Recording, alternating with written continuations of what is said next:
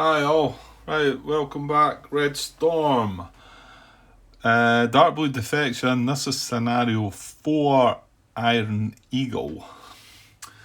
Um, I've got it all set up. I'll talk about things in a minute. Got quite a few comments to talk about regarding the last part. So, yeah, I did kind of think maybe I should have added a bit to the last.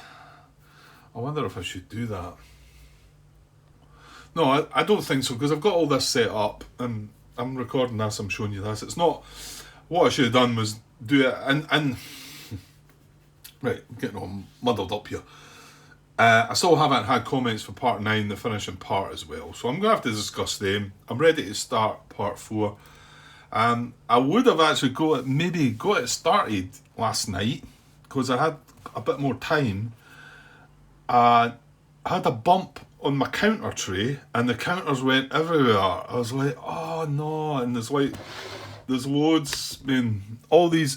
It was open and I bumped it and they just all jumped out of me. I mean, I really gave it a dunt and it like really come out everywhere. So I had to get it's John Brown's. Somebody had asked how people organise their counters and he had listed how he does it. I've just done it the same way as him because I figure he's got some idea of what should be where and whatever. You're still kind of struggling finding some things, whatever. So I had to get that out and try and organise everything again last night. So, but I eventually got it all set up, and wow, this looks great. It really does. There's, as you can see, there's a flight log sheet for the Warsaw Pact. They've got 3 flights. We've got 5 flights. So there's a lot more going on here. We've got jamming coming into things with one of these flights, and well, yeah, we've got SAMs out there, SAM warn markers, and some flak, and yeah, it's all there. I'll go over things and that. I would guess that this part will probably not show any actual gameplay. I think just I'm going to talk about the introduction setup. There's a couple of things I'm a little unsure about as well, but I meant to look at Howard's. You know, when he listed all the things that you needed to look up on for the new scenario for each scenario. I'll try and glance at that when I've got paused at some time. My guess is we need to look into jamming. I think because I think that's going to come into it. It might just be that. It might just be that. I'm not sure. Other things that are different. These are front and they've got a 5 on them. There's something about that in the instructions. Now I can only find so many of them, so some of these have got a 7 on them, and so they're meant to be a 5 as well. So again, but yeah, everything else and the two SAMs or the SA11 and SA13. Flight wise, we've got the MiG-29 back, MiG-23 MLD Flogger, and the MiG-21 Fishbed. I think we had him before, didn't we? Or did we have him in the last scenario? Maybe I can't remember. No, I don't think so. I think he's maybe a new one.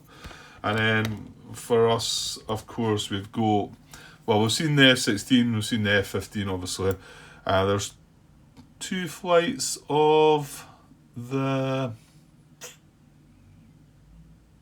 Oh, hang on, have I done something wrong here? No. There's 2 flights. It's 2 flights of the F-16. That's it. Saint and Silver Fox, and then we've got an F111 Aardvark and an EF111 Raven. Now this is the one that's got our bombs. I think the Durandal.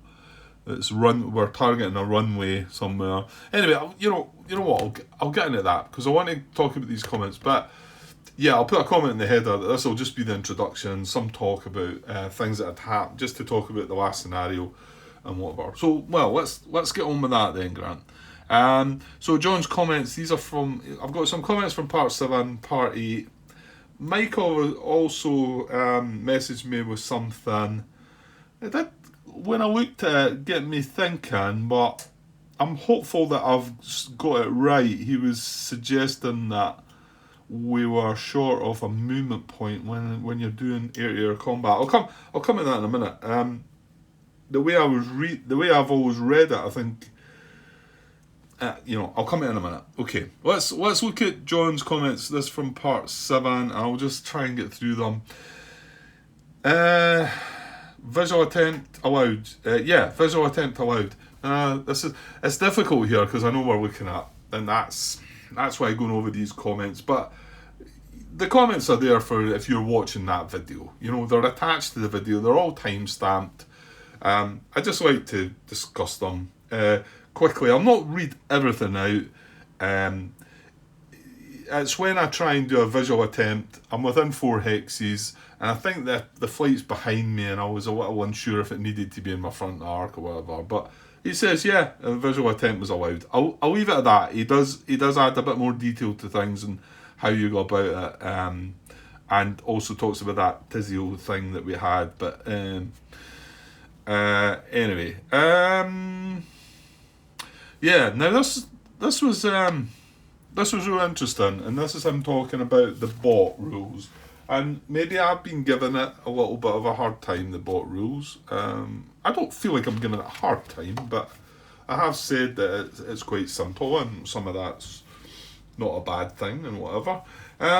He's talking about, I think it's when I'm going on about, why would you, if you can't do BVR, right, if you're not in range, you don't have BVR weapons, you would go to attempt standard air-to-air.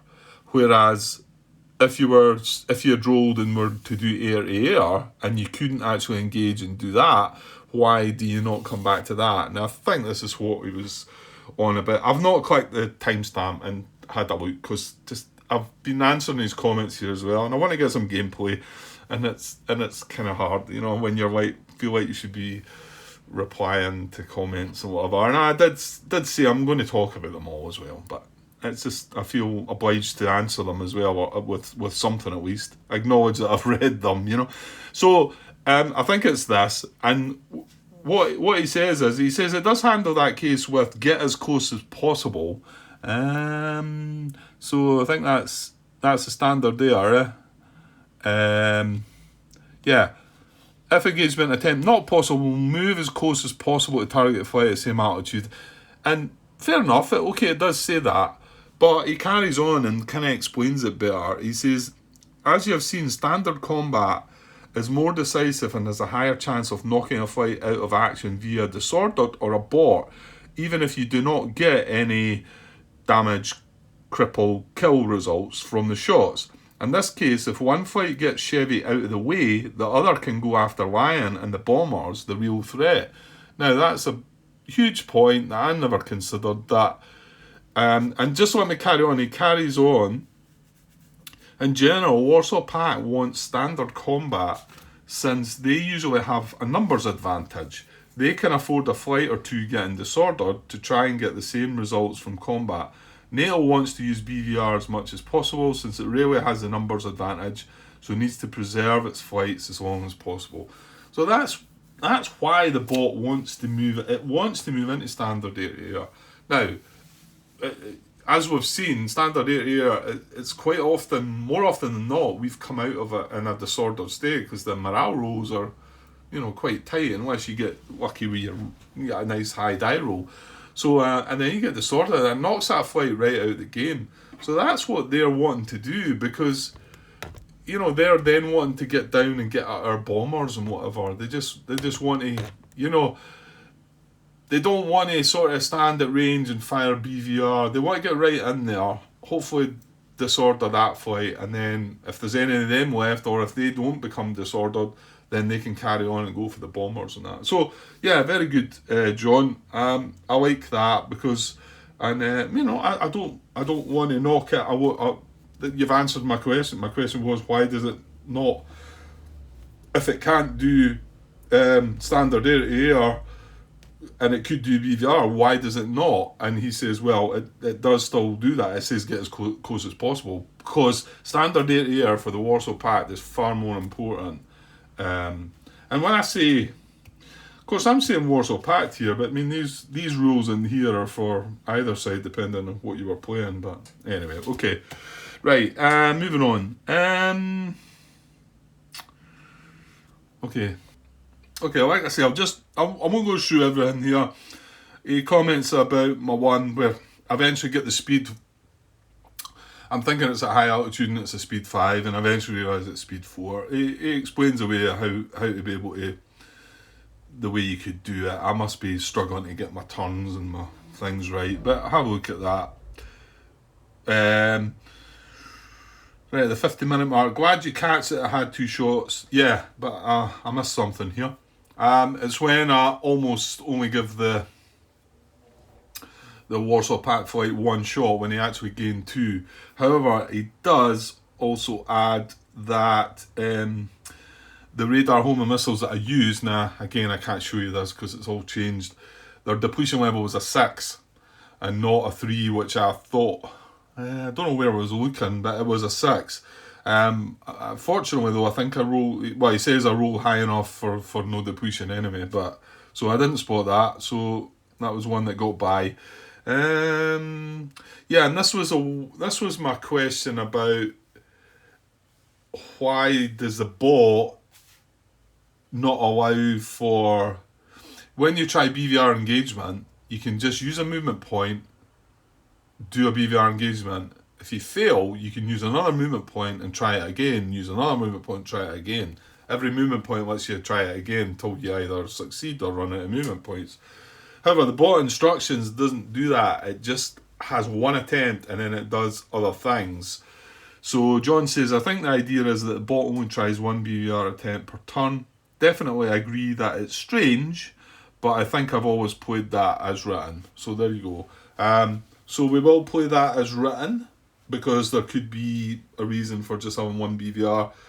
Like we've already spoke about, they'd prefer to be standard air-to-air, so maybe the next turn when we roll for the engagement, they wouldn't then BVR, they would air-to-air, so that, and which is what they would prefer. So maybe 1 BVR attempt and that's it.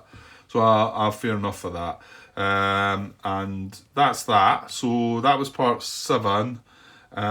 Just quickly moving on to pause grab. Okay, this is from part 8. 11-minute mark. He says you're correct. It is spend half of its movement points rounded up. So this is when we had the speed of 5. So he says if you declare speed 5, you spend 3 movement points to remove the maneuver marker and have 2 movement points left. So I did get that right, thankfully.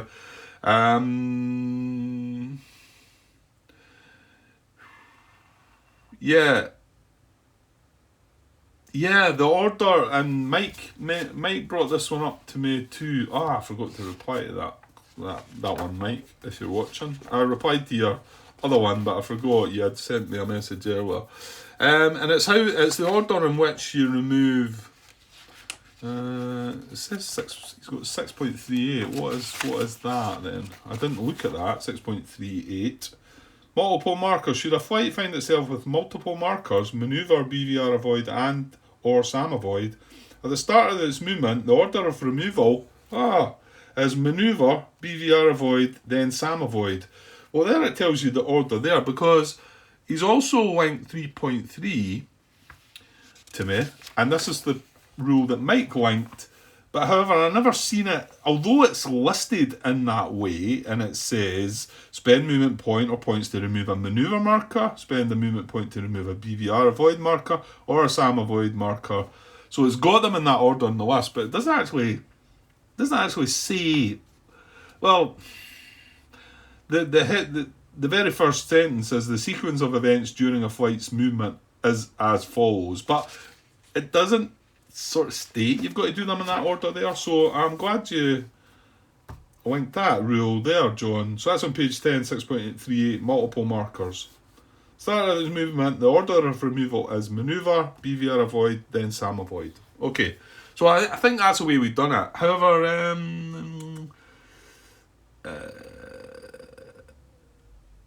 yeah, that's fine. That's the order. Okay, right, moving on. This was my question. I left the question out there. It was regarding the event. which was kind of strange, wasn't it? Let me see. It was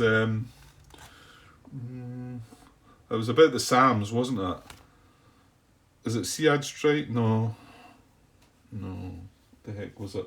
Well, look on the back of the playing card 5, Grant. That's not playing card 5. Oh, we're all over the place here. Right, it was it's the one with all the list of, yeah, this is SEAD strike, yeah. So I'm asking, why does it go the NATO one and then the Warsaw Pact one, NATO one and the Warsaw Pact? And if you roll as a Warsaw Pact, why do you have these? And I'm kind of confused. This is the bot. Well, this is the bot random event instructions. This isn't Warsaw Pact. This is the bot. So you can play this game as NATO as the bot as well. You don't have to have it that way. The DBD is complete Warsaw Pact is the bot, and you play as the NATO. But this doesn't. It caters for both sides. So that's the reason they are there. Because if you're playing the NATO player as the bot, then you would target the SA12. That's the order you would target them. So that was a bit of a right, okay. But we've got that one sorted now. Yeah, this is a good one. AA suppression isn't quite a turn item, and I said if an AA unit is suppressed, I didn't actually look into the rule. Do you got 18.21? Good stuff, John. I like when the rules reference makes it nice and easy for me. Yeah, so 18.21 AA suppression levels. So I'll just read what John says rather than the rule. Isn't quite a turn item such that AA1 equals 1 turn. So if he's suppressed 1, it's not just that he's suppressed for 1 turn. 18.21 tells you that a suppressed AAA concentration will roll during the admin phase, and on an 8+, it will reduce the suppression level by 1. So you could end up with a 1 and it just sits there if you don't roll 8 or greater.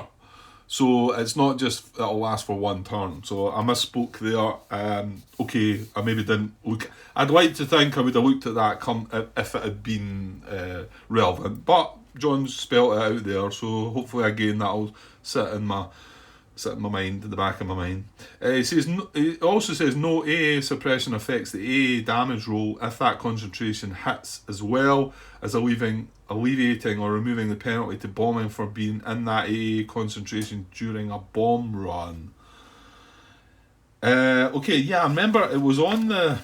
It's where is it? Is it on the AA table or something, or is it on the? It talks about suppression levels and somewhere, doesn't it? Where are we? Oh, it does have an effect. If they've got suppression on them, it has effect. Just what John's saying there, really. I can't find exactly what it is I'm looking for right now. Right, let's move on. Again, I don't want to take an awful lot of time, because then we've got the introduction to this big scenario.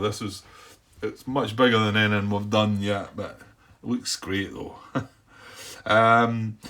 Right, so at the 1 hour and 15 minute mark, I think this is me talking about what do I do now, how do I deal with things, because everything's been done and as it went. Anyway, he says that is termed a mission kill, and you have now cleared the skies for your bombing flights. Right, it must have been when I took out the other flight, and then what was one of the flights still disordered? The Glasgow flight was disordered. We took out Rostov. Was it Rostov? We took out the 2 aces anyway. The main threat. We took out both of them, and then Glasgow was it still just disordered at that time, or had it actually aborted? It might have been that aborted. I can't remember exactly. I could click on that to find out. But he says, as you say later, it takes 10 turns to complete a rearm refuel. Yeah, it must have been when I was talking about. So 10 turns to do it all. So those MiG-23s are out of the scenario as well. So Chevy flight definitely did their job. Yeah, did. Okay, good. Oh, that's it. Right, but like I say, he hasn't called. Oh yeah, I finished. I said, okay, good stuff, but I'm curious to know what you think about how I handled the non-bomber flights in the last part. This is when I took the flights off the board. And then we rolled that event, which could have done something. So curious to know what John might say about that one. Like I say, Part 9's only went up there quite recently. So yeah, so I've not had any response. Right, let's just jump quickly to the point that Mike's brought up here. Well, if I understand him right, and I think I do. Right, I don't think I need to read the comment. So, what he said was, it was one of we were moving into air-to-air combat, and I get the feeling John would have pulled me up for this, because I've certainly spoke about it in this way, Mike. That's why I kind of think that it must be right.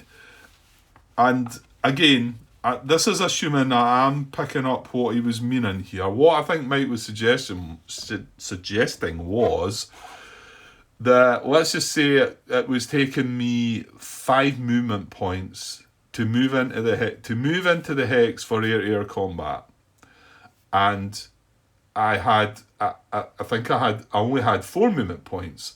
But my interpretation was that all you needed to do was move adjacent. Now, I think if I'm right in saying what Mike's thinking is, he believes that I would have still needed a movement point to move into the hex. And I replied to him, he links to me, he talks about this being in Rule 11.3, I want to say it is, and that's as combat, and he refers to...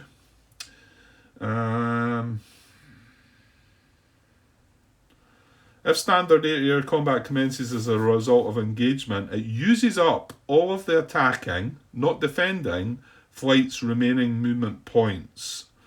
So that's what he links to me. So my guess is that this is what he's... So that's when the combat commences, and however that has answered the question that I think I was asking, because if you go into air-to-air, I think, did I not ask if you've got remaining movement points? Well, they don't, they get wiped out. So if you only spend 1 movement point to join air-to-air and you've got 3 movement points left, they all get used. So that was good from that point of view to see that. But, so he's saying that it all gets used up, and I think he said that I'd used all mine up, and then when the thing commences, you move into the hex. And I think, and again, like I say, I'm assuming I'm picking him up right. I think he was thinking that I should have needed another movement point to move in. And the way I read this was, and it's Rule 11.211. Now I've absolutely well, actually that's not true. I could put it up here just now, I suppose, over them. So yeah, 11.211, and there's 2 bits that, and this is where I read it, and this was my understanding. But to be honest, when I read this again, I thought, if it wasn't for the fact that John's not pulled me up on it, I would be sort of questioning it myself a little bit. And that's because, where is it? It's in here somewhere. Yeah.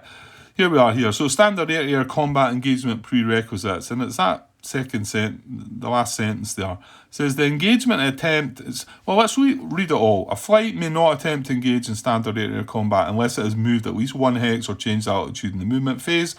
The engagement attempt itself costs no additional movement points. The following conditions must also be met. So it costs no additional movement points. And I think that's where I got the part from I didn't need movement points to move into the hex, because, and you need to link that with this, as B. The B says the defender must be within 1 hex of the attacker and in the same altitude band or the band immediately below. So that tells me that I can move up. Now, I could move directly into the hex if I had the movement points, but again, I think the point Mike was making was I didn't have enough movement points to move into the hex, but my understanding being all I needed to do was move adjacent to the defender, and then this would kick in, move me into the hex without costing me any, without costing me any additional movement points. But reading that again, that might not actually mean that. It just might mean the engagement process itself costs no movement points. So it might be, although I don't know, because then you could also link this in with, it took me a wee while to find that actually, and this is in a 1.3 which Mike was talking about, and like I say, he brought up, if standard air combat commences as a result of engagement, it uses up all of the attacking, not defending flight's remaining movement points. But then, if we just going by how I was reading it, it says, that last sentence there, both flights are moved into the combat hex, retaining their current orientation. So that tells me that is part of the engagement. That's how I was seeing that, Mike, that the you don't need a movement point to get into the hex as long as you're adjacent, and this brings you into the hex.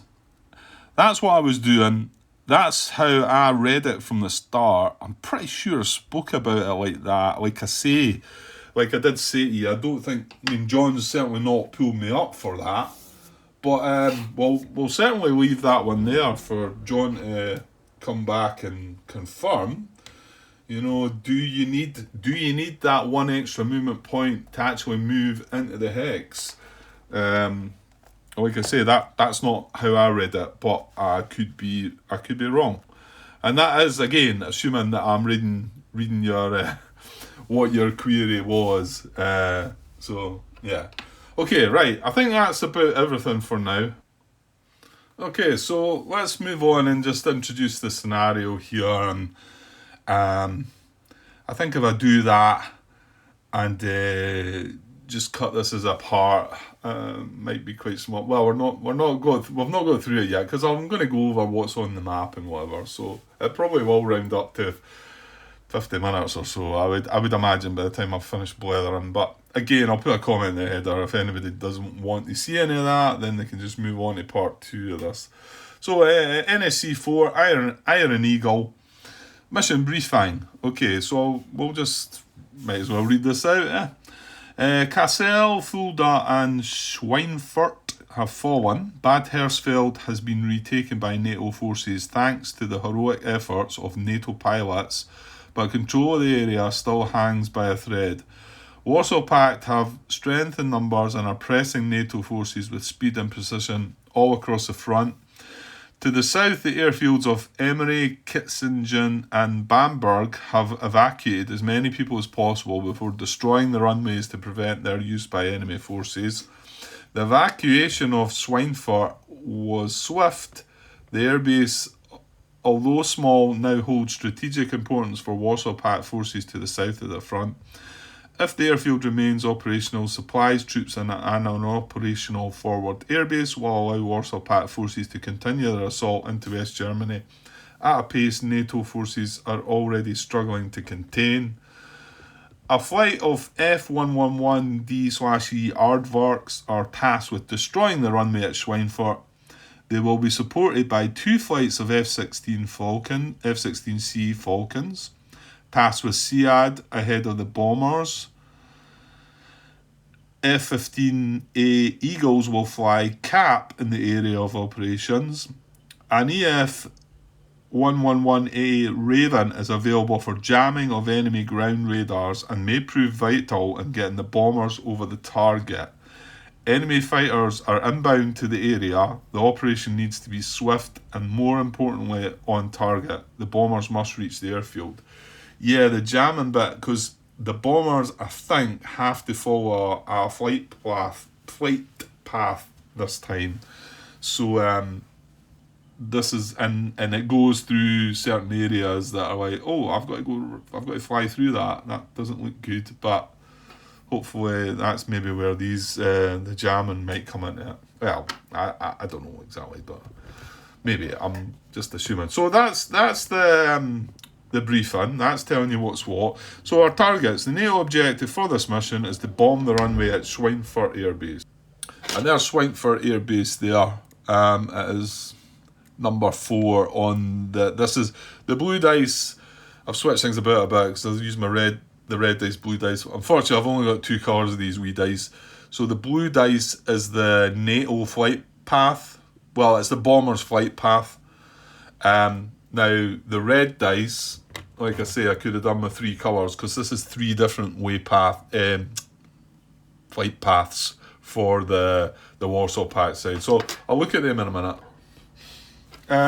Yeah, so that's the objective. Destroy the runway.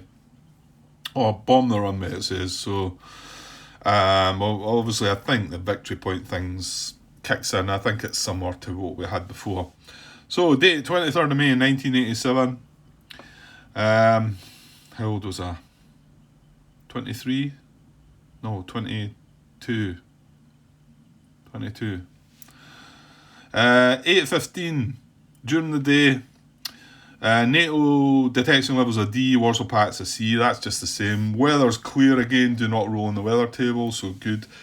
Eastern map is in play. Yeah, the map issues I had, well, you can see I've been able to reduce it a little bit, although it's kind of tight, it's got tight up the top there, but I think we're just on the map. And to be honest, I could have probably got away without the other half of this map, because I want to say things. Where is the join in the map? It's down here somewhere, so I could probably got away without this bit of the map, but I've got everything laid over that anyway, so it's not a big deal. So it says the eastern map is in play, so yeah, I'm not quite sure about. I don't think that's really matters. Oh right, and then the closed airfields are Hochster, Bad Hersfeld, Emery, Kitzingen and Bamberg. Well, I couldn't, obviously, since I've changed the map, Bad Hersfeld isn't here. So my guess is where can that be? It must be, is it down the way or up the way? Or I'm not sure. But anyway, and also I couldn't find Hochster as well on this part of the map. So my guess is that they're not that relevant. I'm not quite sure why they're actually mentioned there. But we have Emery. Is it Emery? Yeah, Emery's there. That's closed. Kitzingen's there's closed, and Bamberg is along there. That's closed as well. So the 3 airfields are closed. Okay. Right. Well, this is something new to us.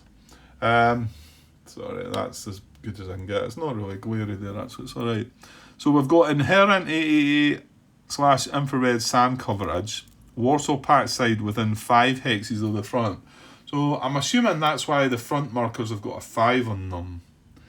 So I'm not sure how that works yet. So that's something I'm going to have a look at. I guess if I look up the inherent AAA, it'll become pretty clear probably, but we'll see.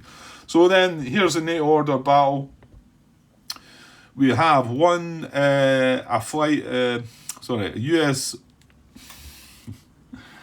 US flight 1x4, so it's 4 aircraft of F-15A CAT, and they're doing CAT missions. What was it? Combat Air Patrol, innit? Their aggression value is +3, so they're aces now. They set up undetected heading east. Well, I'll show you where they set up. So, and then there's 2 flights, US F-16Cs, with both having 4 aircraft in them as well. Doing the SEAD mission. I can't remember what that stands for. Aggression value +2, so they're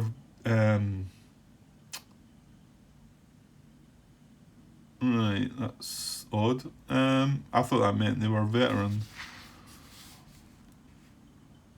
when they got a +2.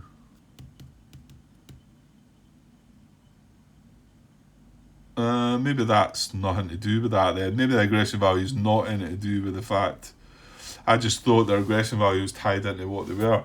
Because you can see the F-15, there's what it says there. The aces are F-15s, but the veterans are F111DE, and then regular F-16C. Maybe that isn't anything to do with the number then. I thought it was based on the aggression value. Okay, so aggression value 3 for them, 2 for them, and then we've got a flight of US F111 D/E, what are they? Aardvarks.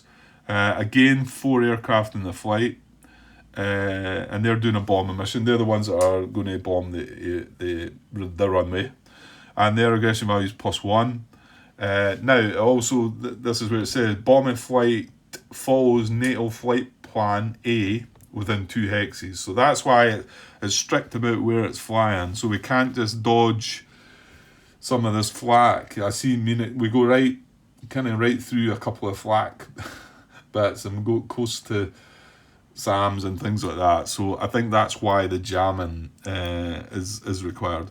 So that's that, and it shows you the flight plan there, but we'll look at that in a minute. And then finally, there's a flight of, there's only 1 aircraft in this flight, US EF1111111A Raven, and their jamming mission, their aggression value is +0,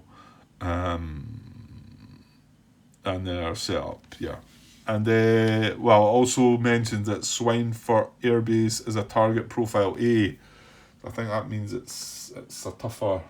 A is the hardest, I think, isn't it?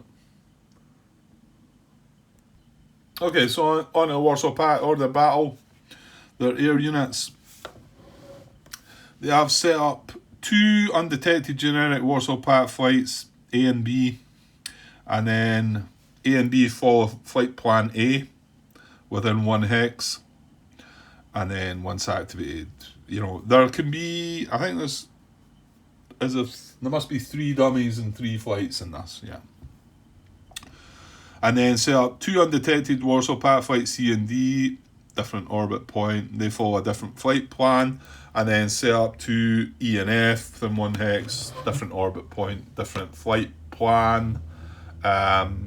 I've showed you the aircraft that are involved. Well, it tells you here, doesn't it? Yeah. So if bot flight activation check is real flight, roll 1d10 for flight type. So MiG-29A, MiG-23 MLD, MiG-21 SPS. So the one MiG-29A has 4 aircraft, and its cap mission aggression value +2. The MiG-23 is only 2 aircraft, its cap aggression value +0. The MiG-20, this is that West German, is it? It'll be Eastern German, won't it? GDR. Anyway, there's 4 aircraft in this flight, MiG-21 SPS, aggression value +1. Right, and then we've got some ground units. So there's an AWR in this one, so that's new to us as well. Then you've got SAM warn markers. I'm a little confused about this because we've got dummy SAMs in this, so I didn't think this was something that could happen, so I'm not quite sure how all this works. I mean, it kind of tells you a roll for activation when a player flight is within 2 hexes. Do not apply any modifiers to the roll. Once activated, set up SA13, A3 or B3 as shown on the scenario setup card, unlocated. Yeah, and these set up with the radar off, whereas these ones set up with the radar on. And again, we roll again here. So I'm going to have to refresh myself on how all that works. But again, it's the same SAMs we've got, the SA11 and SA13. Core Army SAM zone not applicable for this scenario. No idea what that means. Okay. AA activation information. Right, there's 5 light AA and it says inactive there, but it shows it on the setup card, the planning map, as them all shown on their active side. So my guess is they should be inactive, because it says up to 2 of them will be dummies, and then when we roll for activation, you've either got a dummy or it turns into a 2K22, I think. So, because there's 3 of them that can come in. There's 3 of the 2K22s, and obviously there could be 2 dummies. So, again, I'm going to have to look at this, read a wee bit into this, how that works and whatever. And then the pilots, the veterans, MiG-29, MiG-21, regular MiG-23. Right, and then special scenario rules. All these are the same. Bot flights follow pack player rate card 5 with the following exceptions. This there's a difference there that from our previous, the maximum of 3 dummy flights, and then we roll, that should be a 1 to 5 is a real flight, 6 to 10 is a dummy. This is the same. What was it? Somebody that's joined following I forgot his name. I remembered his name from back in the playing Field of Fire days and Fields of Fire, and he answered quite a lot of my question. Jerry, I think it is Jerry, who had said that I think he's way back watching scenario 1, you know. So, and my confusion about this, and he sort of said that it wasn't written very great, that, and could cause a bit of confusion. But we understand it now. You don't do that. You don't do the non-combat actions. And I don't think you do them at all. I mean, I could look through the rest of the scenarios, but I'm pretty sure we just don't go there. We just follow the flight plan. Unless we're within 7, then our base sort of flight is a MiG-21 SBS at combat for all, clean movement as well. So, and then if they reach the last waypoint, they turn and come back, and you just keep repeating that. This is the same as before, if within 7 hexes. This is the same if it becomes active and it's away from the flight plan, it will come back. Right, so some new stuff here. Number 7 there, NATO F-16C SEAD flights may jettison ordnance and begin cap at any point in the mission. So that's a special instruction. Well, they are multi-role, right enough. So does that not take care of that? However, it's telling you there, maybe there's something that would stop it. Bot flight target priority for engagement actions is detected good order flights first. Okay, so might need to keep that in mind, because that's obviously something that's slightly different from the actual engagement actions. Target priority. If I could find player rate card 5, that would be, there it is there. Bot flight priority for engagement actions. Well, so rather than the nearest detected human player flight and then randomly selecting it, as in what I'm reading here, you know, for BVR, if this was BVR, you know, how would it determine the target rather than doing nearest human flight and then randomizing it, and the same for standard air, then I think what that's saying is obviously it's got to be detected, yeah, but it's got to be a good order flight, so it can't be good order. Does that mean not disordered? Yeah, it must mean not disordered, Grant, surely. But I don't know if a flight that's got a abort on it, maybe that's the same as well. I'll look into that, but when we get to it, what else have we got? Ignore the following random events. Yeah, that's just kind of getting near the end. So I think it's probably some more ones that we've been ignoring. This scenario ends at the end of turn 10. That's what never put my dice up. What we need a dice for? Only need a D10 this time. Anyway, so not as many turns as we had, because we had 14 that last one, and the one before I think we had 12. So only 10 turns. Okay, and then at the end of this, at the end, the scenario ends at the end of turn 10. At that point, roll for recovery for all flights that have not yet recovered. And then the victory conditions are pretty similar, I think, than what we've had. So you can see if we totally destroy the runway, 12 victory points, 9 for heavily damaged, 6 for slightly damaged. NATO victory points for Warsaw Pact, shot down or crash is 2 again, and 4 if we get any hours shot down for the Warsaw Pact. These are the same. If you recover a aircraft crippled, you would get... Sorry, if an enemy aircraft recovers crippled, the other person gets 2 points. This one's damage, it would get 1 point. Crew member killed or captured, 1. Oh, that reminds me of something. Enemy SAM or EWR unit totally destroyed, 2 points. Enemy SAM or EWR heavily damaged, only 1 point. So not enough of a points for the SAMs, but... And then again, it's the same again. 20 plus is decisive victory. 10 to 19 is sort of what we're looking for. And we subtract, the Warsaw Pact from ours and see what we get. Okay. Yeah, just something that caught my attention there. Although I still haven't had any confirmation. Yeah, I'm kind of waiting on John looking back over video 9 when I make the turn with the last bomber. It's not the last bomber actually. It ends up I do an extra roll for the AA and it gets hit and gets crippled. And then when we roll for recovery, he doesn't make it. He crashes. So, but what I didn't do was bailout, and I wasn't sure if you would still have done bailout there, because this could have also lost me a point or 2 because the pilot... And there's one other thing to add to this as well. Yeah, because enemy crew member killed or captured, that would give them another point. So it'd be 1 less point for myself. So where is bailout? Sam avoidance, scar... Right, give me a sec. Well, actually, maybe not, because it... And I did wonder about this, because, I mean, if a plane crashes, does the...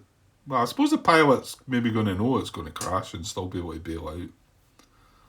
It's not any different to getting shot down, really, is it? If it's going to crash, he's probably got a better chance of bailing out. However, it does say, on page 43, 26.1, bailouts. If an aircraft is shot down, that's all it says. It doesn't talk about aircraft that has just crashed through the recovery roll going wrong. So I'm not sure. Well, I get the impression that we don't roll for that. It must be something different. It must be different. So maybe not. But I think I left that in my header of part 9. So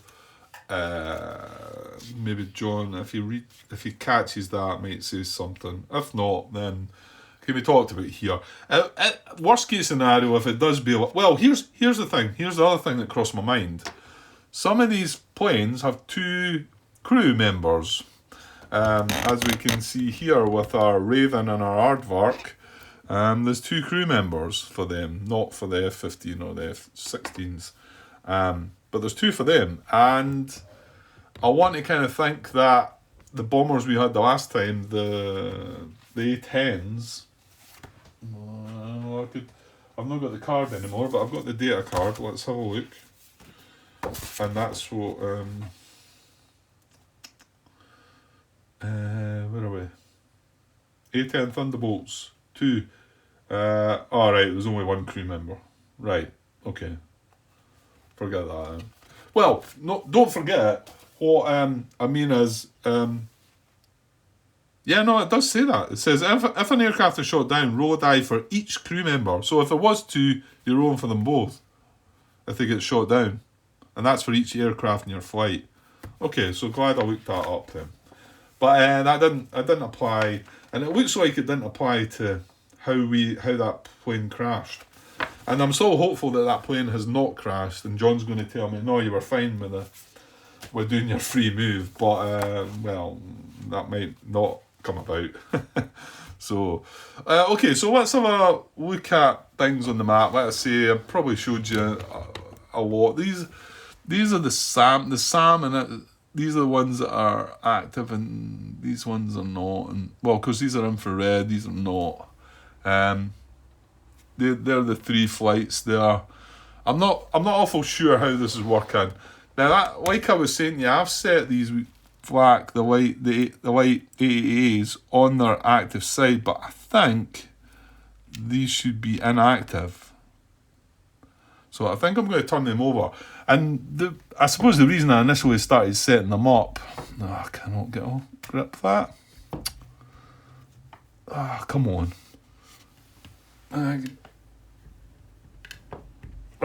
Give me a second. Yeah, the reason I thought that was, I don't know if you can see that well, but yeah, you can probably catch that there. These they're showing that they're up on their normal side, flak light. Yeah, because they would be flipped over, eh? Yeah, on their inactive sides. So it's showing them on that side, but it does say set up 5 light AAA inactive. So my guess is that these should be on the other side, but if somebody sees this and thinks that I'm, if I do have that wrong, then please let me know. So there's 3 there, and there's another 2 here. Yeah, I'm sure I could have paused that as well, Grant. Okay. So we've got them, and we'll see.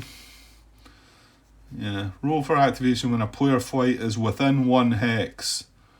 Do not apply any modifiers to the roll. Once activated, set up a 2K22 located radar on in place of the light AAA marker. But there's a chance of dummies with them. Like I say, there's 3 2K22s and 2 dummies. And as for the SAMs, I'm just not sure. I'm not sure yet. Because these ones are off. These ones, some are on and some are off. There's that AWR. Yeah. So and then there's flight. That's flight plan A, and they go from 1 to 2 to 3, and then they'll go back.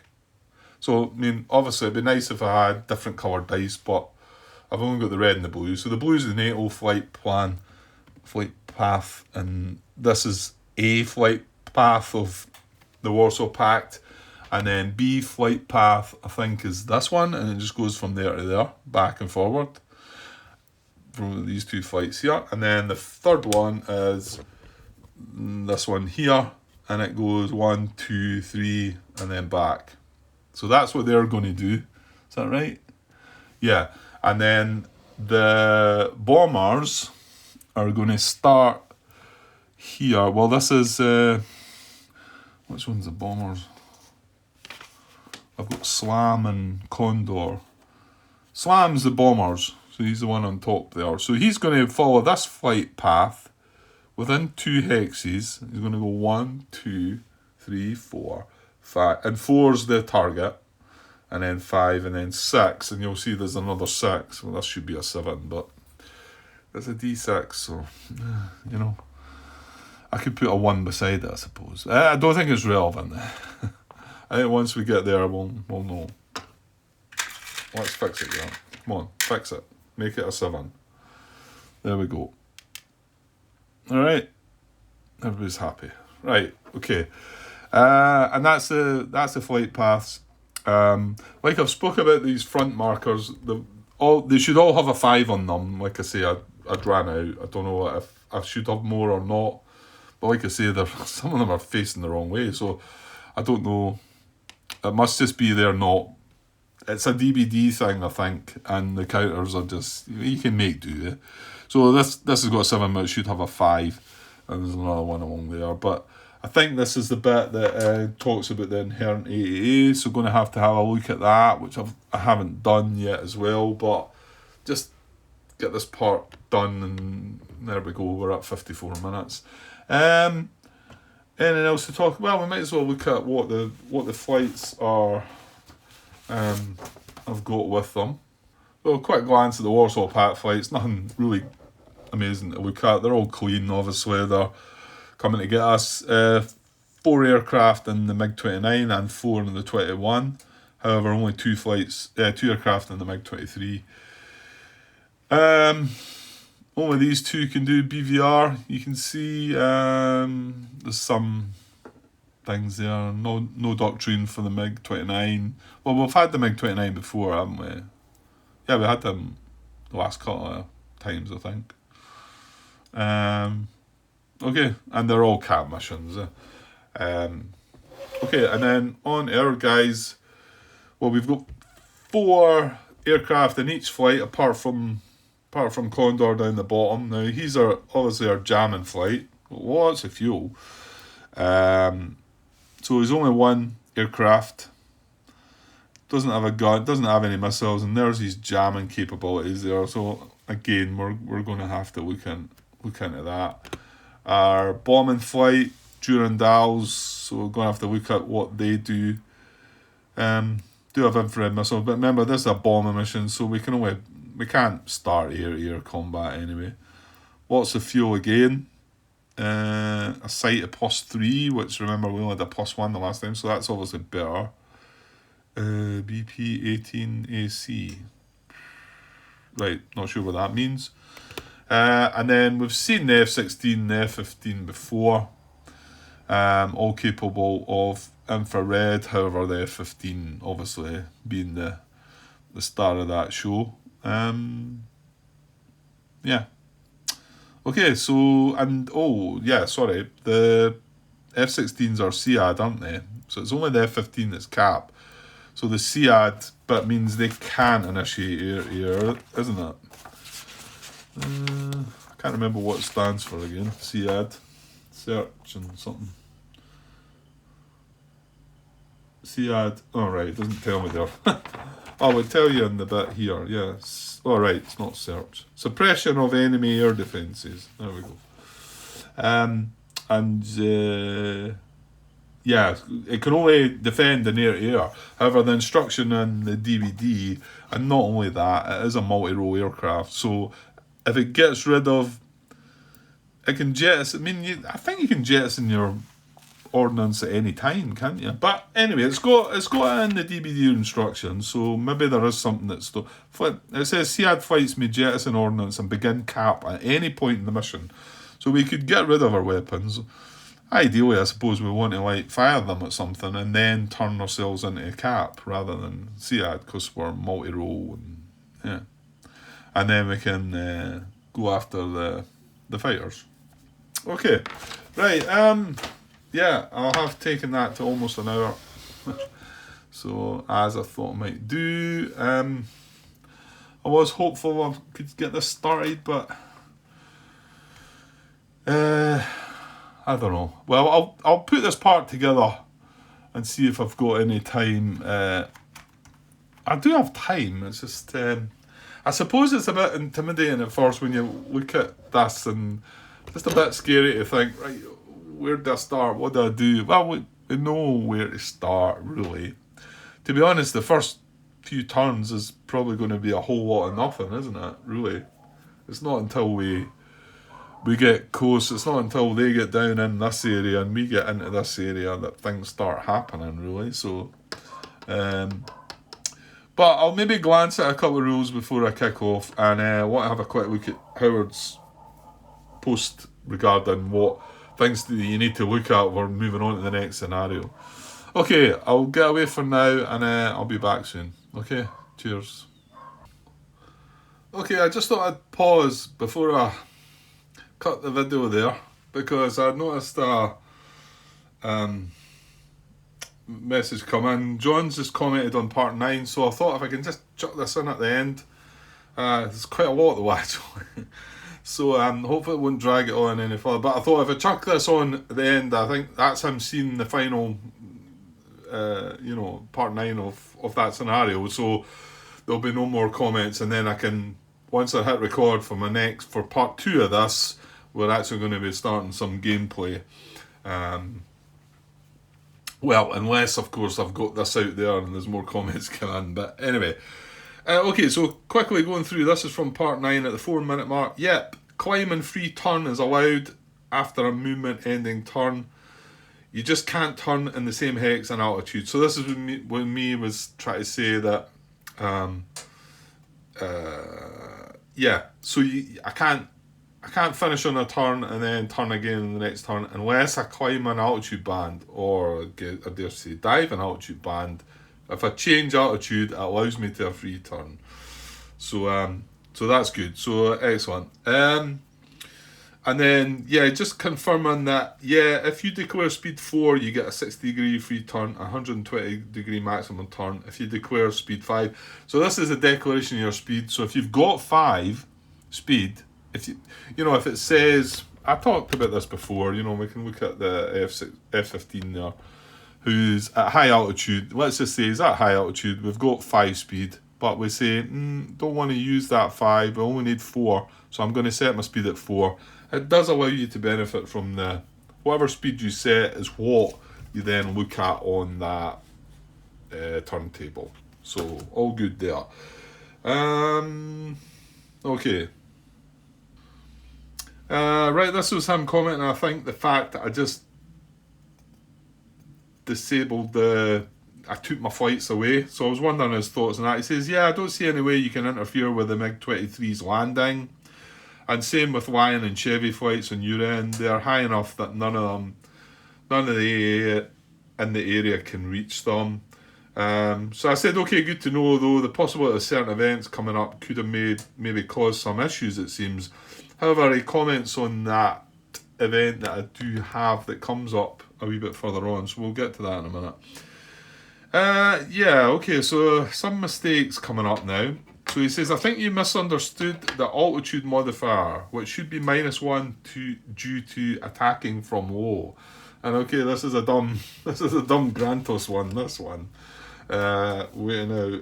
Yeah, it's in where is it? I thought it was here. No, it's not there. Hang on. Yeah, it's Player 3. Yeah, I kind of feel a bit stupid about this one. I was talking about bombing things from high altitude and medium altitude. It's this attack on the deck, low, medium, high. Did I get away with saying the way it's worded? Attack on the deck, low, medium, high, as if you're attacking on the deck, or you're attacking on low targets, or you're attacking on medium. I don't know. I don't know if I'm getting out of it or not. However, what that actually means is your altitude at the time that you're making an attack.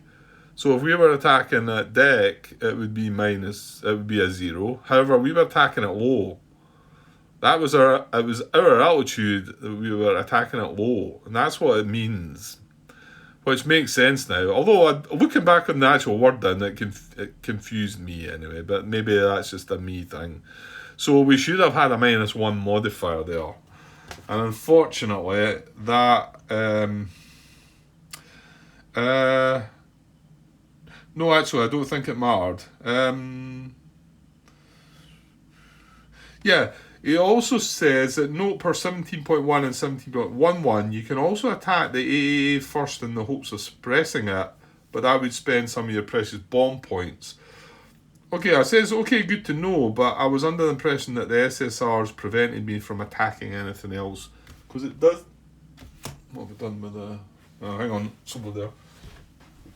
I mean, it did say in the special scenario rule that I thought that we weren't allowed to target. Well, it says... each flight may make as many bombing runs as desired on Warsaw Pact mech and armour units, but no other Warsaw Pact ground targets may be attacked. So I think when I read that, I thought we couldn't attack any of the AAA. Hold on. But is it not just an AA concentration grant that you're... Now I'm not sure. Yeah, because we didn't have any AA units, did we? It was just the inherent. It was just the concentrations from the airfields, wasn't it? Well, even at that though, I kind of still thought that says no other Warsaw Pact ground targets may be attacked. No. Anyway, I replied with that to him anyway, so it might be that he kind of forgot about that. You know, the fact that it said that in the special scenario rules. But however, he has quoted me that rule, whereas that is something. Hopefully, I'll maybe remember that, and because it looks quite possible that things like that might come into this scenario. Maybe. He says the good news is that none of the attacks would have a different success result from the additional -1 that I missed. Yeah, I missed the -1 for the one that, remember, we had the barrage. We went through the barrage and we took a -1 modifier. I just said, okay, that's good, and I'll take your word for it, because I'm not going to go back and look at that. So, right, my assumption from this one was when I was talking about the event that we had, and that's what I was saying about. He talks about the event later on. The event had to be on the enemy side of the front, and the MiGs would have been landing at a friendly airfield. Lion and Chevy would have stayed at medium or higher, so I contend this event would only affect Cylon or Lizard if you roll the Warsaw Pact. So if we had rolled Warsaw Pact, it's just we took the other flights off the board, and I was like, when that event came about, I thought, oh, fortunately I rolled NATO. But if I rolled Warsaw Pact, I was thinking, what about the other flights? But like John points out, they wouldn't have been affected, and we would have rolled randomly between, I think it was random, or did we get to pick between Cylon and Wizard for that? So okay, fair enough. Right, and then here we get to the final bombing bit that did our which flight was it? I think it was Lizard. Did the flight survive? Well, no, it didn't, and also it got worse as well. It actually got shot down, and well, we'll talk about why. He said turns of any kind are not allowed during the bomb run, and a free turn is not allowed with the movement points that initiates attack. See the fourth sentence of 17.2. Paragraph 1. So I looked at 17.2 paragraph 1. The fourth sentence is, then move the flight from the IP directly towards the target without turning. Okay, so I knew that one. I'm moving it straight without turning. That one I knew. However, he says, and the last sentence of 17.2 paragraph 2 for the rules reference. The last sentence of The last sentence of 17.2 paragraph 2 says, free turns are not permitted directly after an attack, i.e. before another movement point is expended. So there you go, it tells you right there, and I remember reading that before. I have read that, and that didn't sink in with me. So free turns are not permitted directly after an attack, and that's what I was trying to do to get out of it. So then when I did make that second turn with the movement point, I would have got fired on again, and I would have got hit, and it gets worse. So I says I didn't see that one. Yeah, because we've got an extra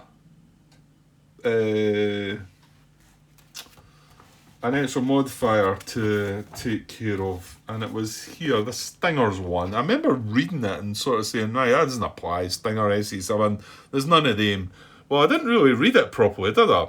Stinger SE7 says, apply on a barrage roll greater than or equal to 16 versus target at deck low. Well, we were at low, and I rolled an 18 or a 19. So this +2 modifier would have applied. Does that not mean we would have got an extra 2, John? So he says it would be a +2 for that, since you rolled a 17 plus. Well, it's just 16 plus, but anyway. I think, yeah. And then the additional +1 from what you used, make it a shot. That's an additional +2, is it not?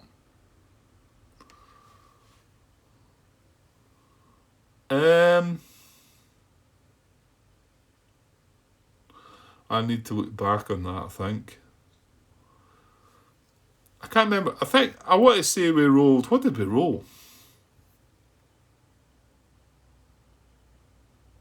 Alright, I'm curious to find out about that for sure. Hang on. Well, I was just checking back. I think we rolled a 12. This was on the damage table. We rolled a 12, and it would have been a +4. So I think actually that's well, it's going to be 16. I think it's a D. So I think I've actually got a better result out of that, John. Unless I've missed something. Because it was an additional +2 rather than +1, John. So I think I went... Because I had myself at a +2 and I rolled a 12 and I gave it to 14. But it should have been a +4, shouldn't it?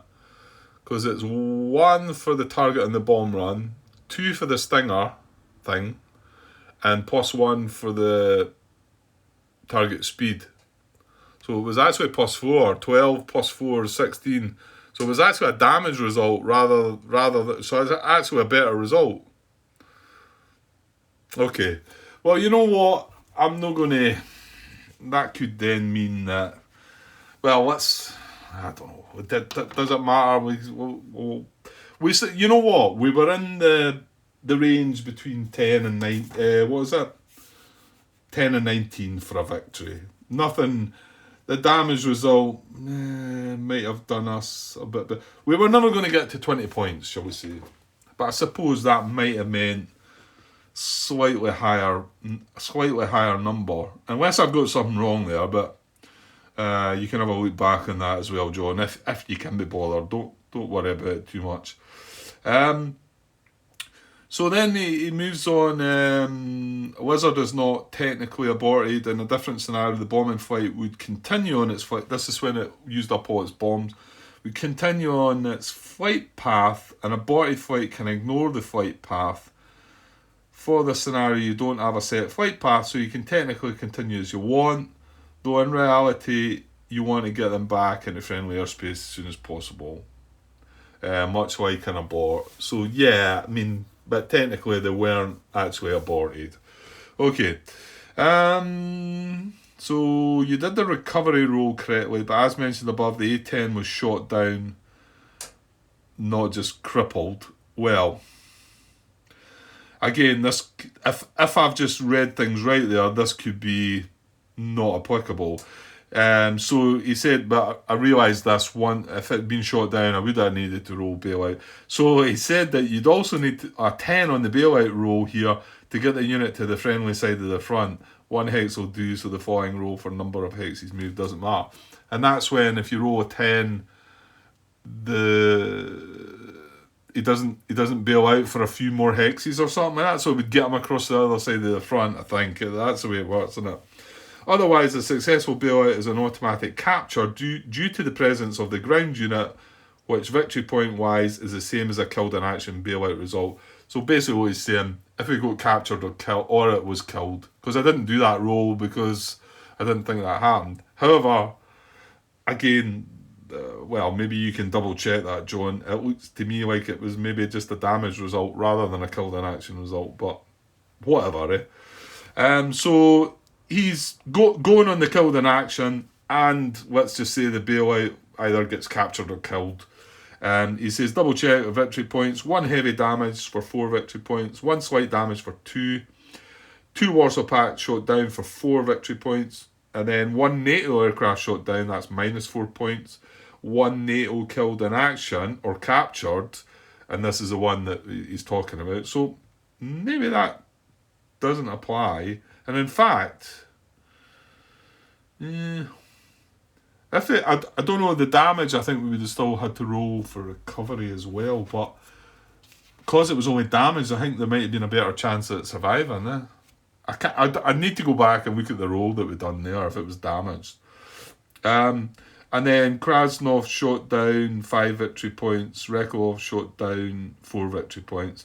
So by my reckoning, he's saying 14 or 15. I would have said 14 because the 15 is based on me rolling a 10 for the bailout. So let's just not go with that. But he said congrats, and he beat his 13 victory points. So we beat it by 1. Well, like I say, might have been slightly better if that's not if I've counted that right, it might have been just a damage result on the flight. So it might have been. I can't remember what we rolled on the crippled. Well, you'd need to look at recovery now. I remember, where was that? I want to say it was play rate 3 actually. Where is that? It's here. Yeah, here's recovery. Just glancing here quickly. Yeah, see, aircraft is damaged. So because we rolled on aircraft is crippled, it was a -7. Aircraft is damaged, -2. Now we rolled a 6. We rolled 6, didn't we? I remember rolling 6, and then it was -7. So I said, well, that's -1. And all you've got to do is greater than or equal to a 2. So in actual fact, if the result was damaged, and I've got that right, that would have been a 6 -2, would have been a 4. So the aircraft would have recovered damaged. So I would have not lost the 4 victory points. And I would have had an aircraft recover damage. That would have been a loss of 1 victory point. So I guess I would have had 6, 7, 8, 9, 10. I would have had 19 plus, and I would have just had 1 against me, wouldn't I? Because I wouldn't have had the aircraft shot down. So I would have had 19 for me, and they would have got 1 point for my aircraft recovering damage. So if that is right, I think I would have ended up with 18 points. But it's still within the 10 to 19, so it's a victory. I was happy with the victory, actually. I think Mike had commented that he didn't have such a good time with it, so I think he was away to try the scenario again. So again, some of these things are based. I wouldn't like to start saying I've done it, skillfully and whatever. Sometimes it can be the roll with a dice. Let's face it, but doesn't take any of the fun away from the game. Like I really enjoyed that. So, right, many thanks for all your comments again, John. So hopefully that's everything from scenario 3, 2. Well, hang on, he's just come back with something else. Hang on. Yeah, it's just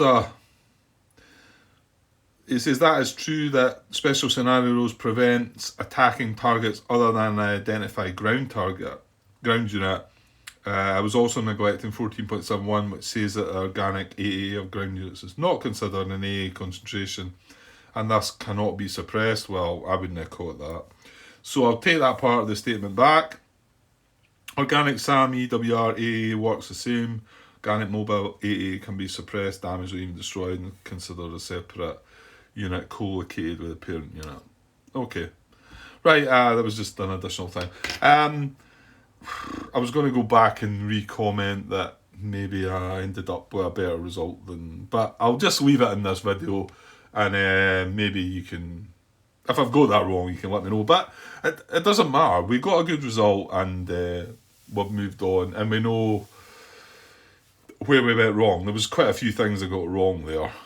So some daft things as well. Right, I will get this cut now, and I will make a comment in the header just in case people don't want to watch an hour and 18 minutes of no gameplay. But it's all for it all does something for me, and like I always say, I'm not being selfish, but I do this for my fun, my entertainment, and you don't need to watch it. You only watch it if you're going to get something out of it yourself, of course, don't you? So okay, right, I'll be back soon. Cheers.